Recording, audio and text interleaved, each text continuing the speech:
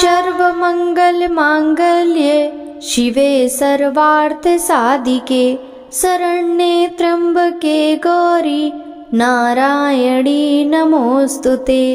ओम श्री मंगला गौरी नमः। प्रिय श्रोताओं, सावन का पवित्र मास भक्ति, श्रद्धा और साधना का अनुपम संगम है। इस माह के पहले मंगलवार को श्रद्धालु मातृ शक्ति के मंगलमय स्वरूप देवी गौरी की उपासना करते हैं। मंगला गौरी व्रत सुहागिन स्त्रियों के लिए विशेष रूप से फलदायक है। यह व्रत सौभाग्य, पति की लंबी आयु, गृहस्थ सुख और संतति की प्राप्ति के लिए अत्यंत प्रभावशाली है। आज इस मंगल अवसर पर हम माँ गौरी के श्री चरणों में अपनी श्रद्धा अर्पित करते हैं। हे त्रिनेत्र धारिणी, शुद्ध सतत स्वरूपणी, अखंड सौभाग्य देने वाली माँ, आपके व्रत, पूजन और कथा से जीवन में सुख, शांति और सौंदर्य की अभिवृद्धि होती है। हे माँ, यदि कभी भी हमारे मन, वचन या कर्म से कोई त्रुटि हो जाए तो क्षमा करें। हे भोलेनाथ, आपकी अर्धांगिनी के इस पावन व्रत में आपकी कृपा भी आवश्यक है। आप हमें विवेक, संयम और भक्ति प्रदान करें।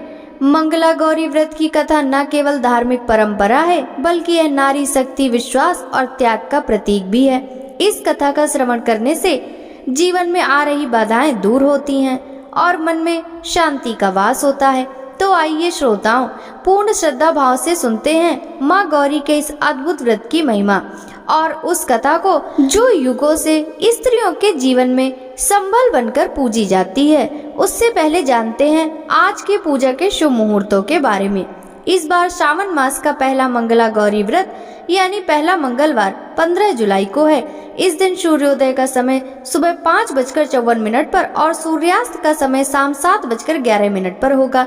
ब्रह्म मुहूर्त सुबह 4:18 से सुबह 5:06 तक रहेगा और इस दिन सौभाग्य योग दोपहर 2:12 तक रहेगा। बाद में शोभन योग प्रारंभ हो जाएगा। पंचमी तिथि रात 10:38 तक रहेगी। मंगला गौरी व्रत में प्रातः काल पूजा का शुभ मुहूर्त सुबह 4:32 से सुबह 5:33 तक रहेगा और शाम की पूजा का मुहूर्त शाम 6:36 से शाम 7:56 तक रहेगा।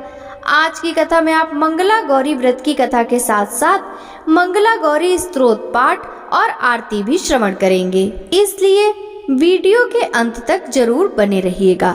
आइए प्रिय श्रोताओं, सबसे पहले श्रवण करते हैं माँ मंगला गौरी स्तोत्र पाठ। ओम रक्ष रक्ष जगन्माते देवी मंगल चंडिके हारिके विपदाराशे हर्ष मंगल कारिके हर्ष मंगल दक्षे च हर्ष मंगल दायिके शुभे मंगल दक्षे च शुभे मंगल चंडिके मंगले मंगलाहारे चा सर्व मंगल मंगले शता मंगल हे देवी सर्वेषां मंगलालये पूज्ये मंगलवारे च मंगलाभीष्ट देवते पूज्ये मंगल भूपस्य मनुवंशस्य संततम् मंगलाधिष्ठात देवी मंगलाच्च मंगले संसार मंगलाधारे पारे चा सर्वकर्मणां देवाश्च मंगलम स्तोत्रम् या शृणोति समाहिता प्रति मंगलवारे च पूज्ये मंगल सुखप्रदे तन्मंगलं भवेतस्य न भवेन्तद् मंगलम् वर्धते पुत्र पौत्राश्च मंगलच्च दिने दिने माम रच्छ रच्छ रच्छ ओम मंगल मंगले। इति श्री मंगला गौरी स्तोत्रम संपूर्ण। अब सुनिए माँ मंगला गौरी स्तोत्र पाठ हिंदी अनुवाद। हे जगन्माता, हे देवी, हे मंगल चंडिके, मेरी रक्षा करो, मेरी रक्षा करो। आप संकटों को हरने वाली, हर्ष और मंगल को प्रदान करने वाली हैं। आप शुभ और मंगल कार्यों को करने में कुशल हैं। हे देवी, आप सभी के लिए मंगल करने वाली हैं। आप सभी के लिए मंगल निवास स्थान है। आप पूजनीय हैं। आप मंगलवार की अधिष्ठात्री देवी हैं। आप मंगल की कामना करने वाले सभी के लिए पूजनीय हैं। हे देवी, आप संसार के सभी शुभ कार्यों का आधार हैं। जो कोई भी देवी का यह मंगल स्तोत्र सुनता है उसे प्रत्येक मंगलवार को शुभ फल प्राप्त होता है, उसका अमंगल दूर होता है और पुत्र पौत्रों सहित उसका मंगल दिन प्रतिदिन बढ़ता है। हे मंगलदायिनी देवी, मेरी रक्षा करो, मेरी रक्षा करो। प्रेम से बोलिए माँ मंगला गौरी की जय। प्रिय श्रोताओं, अब आप श्रवण कीजिए माँ मंगला गौरी की पौराणिक कथा। ईश्वर बोले, हे सनत कुमार, अब मैं अति उत्तम भौम व्रत का वर्णन करता हूँ, जिसके अनुष्ठान करने मात्र से वैधत्व नहीं होता। विवाह होने के पश्चात 5 वर्षों तक यह व्रत करना चाहिए। इसका नाम मंगला गौरी व्रत है। यह पापों का नाश करने वाला है। विवाह के पश्चात प्रथम श्रावण शुक्ल पक्ष में पहले मंगलवार को यह व्रत आरंभ करना चाहिए। केले के खंभों से सुशोभित एक पुष्प मंडल बनाना चाहिए और उसे अनेक प्रकार के फलों तथा रेशमी वस्त्रों से सजाना चाहिए। उस मंडप में अपने सामर्थ्य के अनुसार देवी की स्वर्णमयी अथवा धातु की बनी प्रतिमा स्थापित करनी चाहिए। उस प्रतिमा को 16 उपचारों से, 16 दूर्वा दलों से, 16 चावलों से तथा 16 चने की दालों से मंगला गौरी नामक देवी की पूजा करनी चाहिए और 16 बत्तियों से 16 दीपक जलाने चाहिए। दही तथा भात का नैवेद्य भक्ति पूर्वक अर्पित करना चाहिए। देवी के पास ही पत्थर का सील तथा लोढ़ा स्थापित करना चाहिए। 5 वर्ष तक इस प्रकार से करने के पश्चात उद्यापन करना चाहिए। माता को वायन प्रदान करना चाहिए, जिसकी विधि आप सुनिए। अपने सामर्थ्य अनुसार एक पल प्रमाण स्वर्ण की अथवा उसके आधे प्रमाण की अथवा उसके आधे भी प्रमाण की मंगला गौरी की प्रतिमा निर्मित करानी चाहिए। अपनी शक्ति के अनुसार स्वर्ण आदि के बने तंडुल पूरित पात्र पर वस्त्र तथा रमणीय कंचू की ओढ़नी रखकर उन दोनों के ऊपर देवी की प्रतिमा स्थापित करना चाहिए। पास में चांदी से निर्मित सिल तथा लोढ़ा रखकर माता को वायन प्रदान करना चाहिए। इसके बाद 16 सुवासिनियों को प्रयत्न पूर्वक भोजन कराना चाहिए। हे विप्र, इस विधि से व्रत करने पर 7 जन्मों तक सौभाग्य बना रहता है और पुत्र पौत्रादि के साथ संपदा विद्यमान रहती है। सनत कुमार बोले, सर्वप्रथम इस व्रत को किसने किया था? किसको इसका फल प्राप्त हुआ? हे शंभो, जिस तरह से मुझे इसके प्रति निष्ठा हो जाए, कृपया करके वैसे ही बताइए। ईश्वर बोले, हे सनत कुमार, पूर्व काल में कुरु देश में श्रुतकीर्ति नामक एक विद्वान कीर्तिशाली शत्रुओं का नाश करने वाला 64 कलाओं का ज्ञाता तथा धनुर्विद्या में कुशल राजा हुआ था। पुत्र के अतिरिक्त अन्य सभी शुभ चीजें उस राजा के पास थीं। अतः वह राजा संतान के विषय में अत्यंत चिंतित हुआ और जब ध्यान पूर्वक देवी की आराधना करने लगा, तब उसकी कठोर तपस्या से देवी प्रसन्न हो गईं और उसे यह वचन बोली, हे सुव्रत वर मांगो। श्रुति कीर्ति बोला, हे देवी, यदि आप मुझ पर प्रसन्न हैं, तो मुझे सुंदर पुत्र दीजिए। हे देवी, आपकी कृपा से अन्य किसी भी वस्तु का अभाव नहीं है। यह वचन सुनकर पवित्र मुस्कान वाली देवी ने कहा, हे राजन, तुमने अत्यंत दुर्लभ वर मांगा है, फिर भी कृपावश मैं तुम्हें अवश्य ही दूंगी। हे राजेंद्र, सुनिए, यदि परम गुणी पुत्र चाहते हो तो वह केवल 16 वर्ष तक जीवित रहेगा। यदि रूप तथा विद्या से विहीन पुत्र चाहते हो तो वह दीर्घ जीवी होगा। देवी का यह वचन सुनकर राजा चिंतित हो उठा और पुनः अपनी पत्नी से परामर्श कर उसके गुणवान तथा सभी शुभ लक्षणों से संपन्न 16 वर्ष की आयु वाला पुत्र मांगा। तब देवी ने भक्ति संपन्न राजा से कहा, हे नृपनंदन, मेरे मंदिर के द्वार पर आम का वृक्ष है, उसका एक फल लाकर मेरी आज्ञा से अपनी भार्या को उसे भक्षण हेतु प्रदान करो, जिससे वह अति शीघ्र ही गर्भ धारण करेगी, इसमें संदेह नहीं है। प्रसन्न होकर राजा ने वैसा ही किया और उसकी पत्नी ने गर्भ धारण कर लिया। 10वें महीने में उसने देवतुल्य सुंदर पुत्र को जन्म दिया। तब हर्ष तथा शोक से युक्त राजा ने बालक का जात कर्म आदि संस्कार किया। शिव का स्मरण करते हुए उसका नाम चिरायु रखा। इसके बाद पुत्र के 16 वर्ष के होने पर पत्नी सहित राजा चिंता में पड़ गए। वे विचार करने लगे कि यह पुत्र बड़े कष्ट से प्राप्त हुआ है और मैं इसकी दुखद मृत्यु अपने सामने ही कैसे देख सकूंगा। ऐसा विचार कर राजा के पुत्र को उसके मामा के साथ काशी भेज दिया। प्रस्थान के समय राजा की पत्नी ने अपने भाई से कहा कि कार्तिक का वेश धारण करके मेरे पुत्र को काशी ले जाइए। मैंने भगवान मृत्युंजय से पूर्व में पुत्र के लिए प्रार्थना की थी और कहा था कि हे विश्वेश, आप जगतपति की यात्रा के लिए मैं उस पुत्र को अवश्य भेजूंगी, अतः आप मेरे पुत्र को आज ही ले जाइए और सावधानी पूर्वक इसकी रक्षा कीजिएगा। अपनी बहन की यह बात सुनकर भांजे के साथ वह चल पड़ा। कई दिनों तक चलते चलते वह आनंद नामक नगर में पहुंचा। वहां सभी प्रकार की समृद्धियों से संपन्न वीरसेन नामक एक राजा रहता था। उस राजा की सर्वलक्षण संपन्न युवा अवस्था प्राप्त मनोहर तथा रूप लावण्यमयी मंगला गौरी नामक कन्या थी। सभी उपमानों को तुच्छ करके सौंदर्य अभिवृद्धि को प्राप्त वह कन्या किसी समय सखियों के साथ नगर के उपवन में क्रीड़ा करने के लिए गई हुई थी। उसी समय वह चिरायु तथा उसका मामा वे दोनों भी वहां पहुंच गए। उस कन्या को देखते ही लालसा से वहीं विश्राम करने लगे। इसी बीच विनोद पूर्वक क्रीड़ा करती हुई उन कन्याओं में किसी एक ने कुपित होकर राजकुमारी को रांडा यह कुवचन कह दिया। तब उस समय अशुभ वचन को सुनकर राजकुमारी ने कहा, तुम अनुचित बात क्यों बोल रही हो? मेरे कुल में तो इस प्रकार की कोई नहीं है।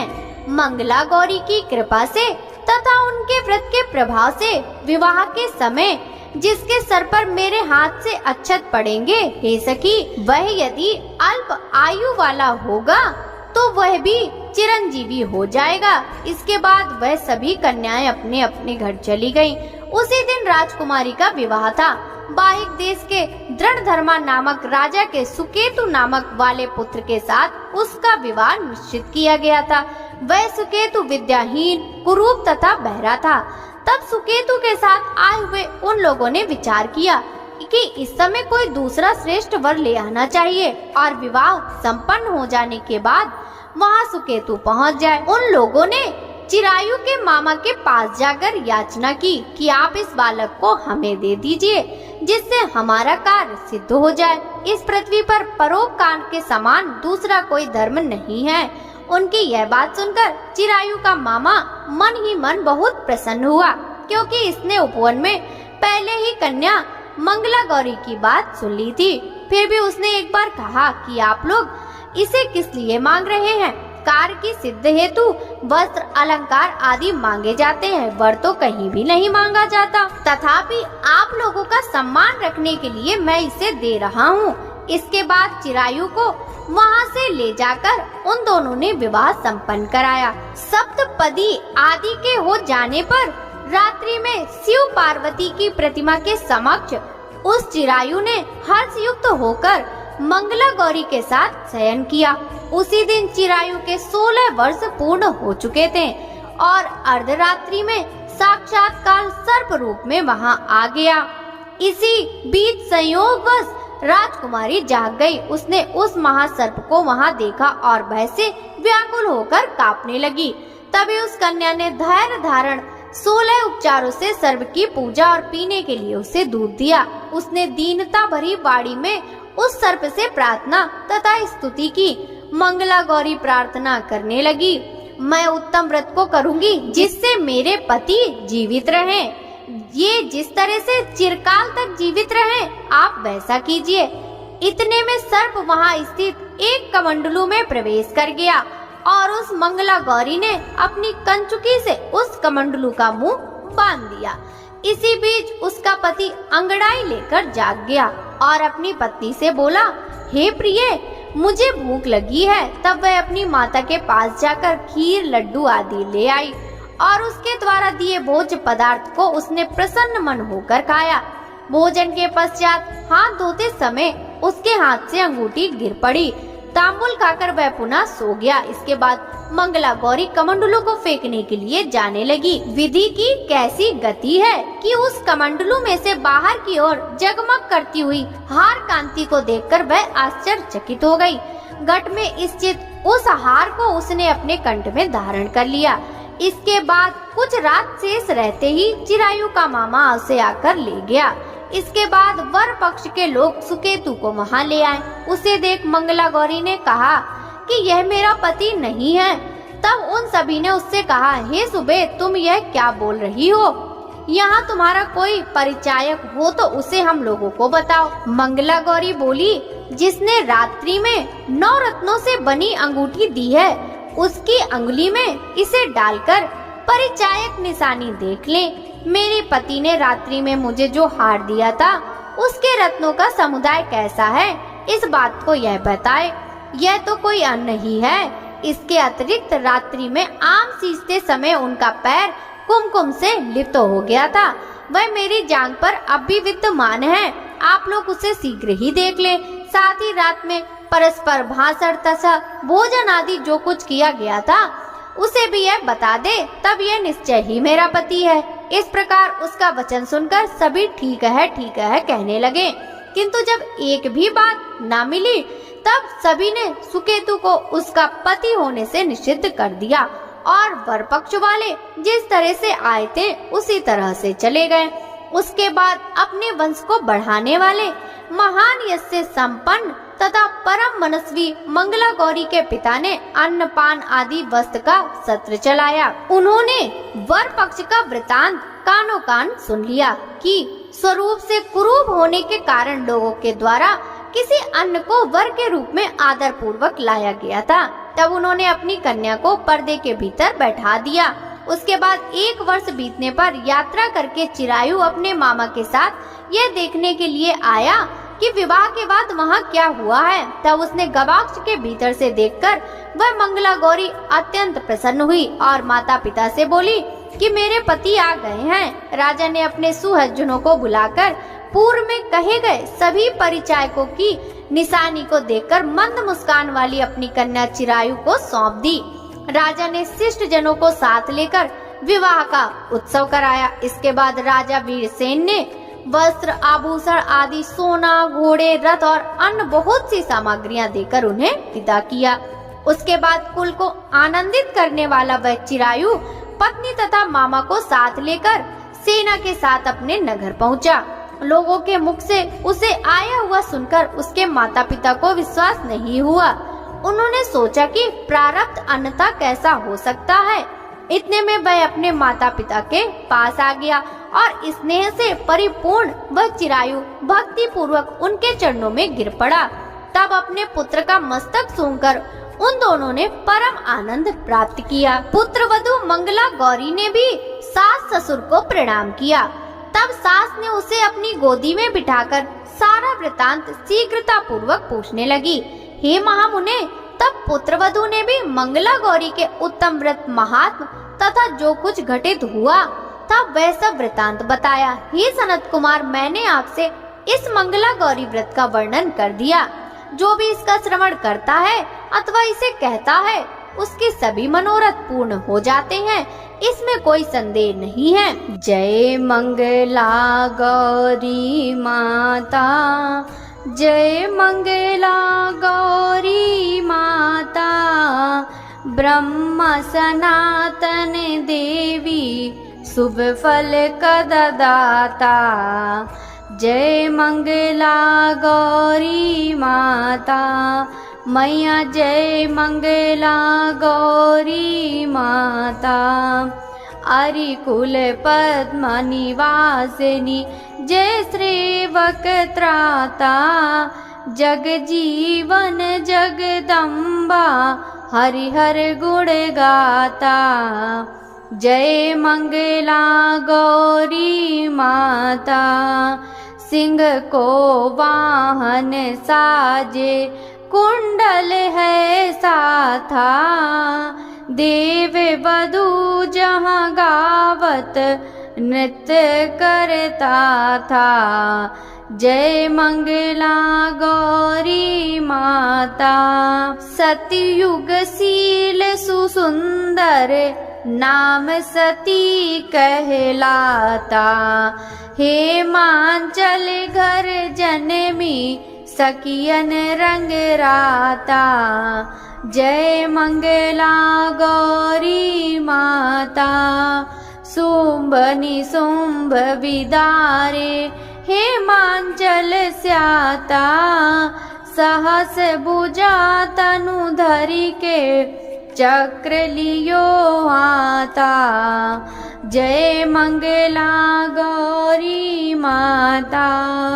सृष्टि रूप तू ही जननी शिव संग रंग राता। नंदी भृंगी बीन लाई सारा मध्य माता। जय मंगला गौरी माता। देवन अरज करत हम चित को लावता। गावत दे दे ताली मन में रंग राता। जय मंगला गौरी माता। मंगला गौरी माता की आरती जो कोई गाता। सदा सुख संपत्ति पाता। ओम जय मंगला गौरी माता। अब इस मंगल अवसर पर हम मंगला गौरी माता की व्रत कथा, पूजन और स्तुति का समापन कर रहे हैं। हे माँ, आपने हमें आज ये सौभाग्य प्रदान किया कि हम आपके चरणों में भक्ति भाव से उपस्थित हो सकें। हे मंगला गौरी माता, अगर हमारे द्वारा उच्चारण में कोई त्रुटि हुई हो, अगर विधि विधान में कोई भूल हो गई हो, यदि मन चंचल रहा हो, ध्यान एकाग्र ना हो पाया हो, तो हाथ जोड़कर आपसे प्रार्थना है, हे माँ हमें क्षमा करें। हे शिव वामांग वासिनी देवी, जैसे आपने हिमवान की पुत्री होकर पार्वती रूप में कठिन तप कर शिव जी को पाया, वैसे ही हमें भी संयम, श्रद्धा और सौभाग्य का आशीर्वाद दें। हमारी पूजा को स्वीकार कर हमारे जीवन को सुख, शांति और मंगल से भर दे। हे माँ गौरी, आपके चरणों में बारंबार प्रणाम है।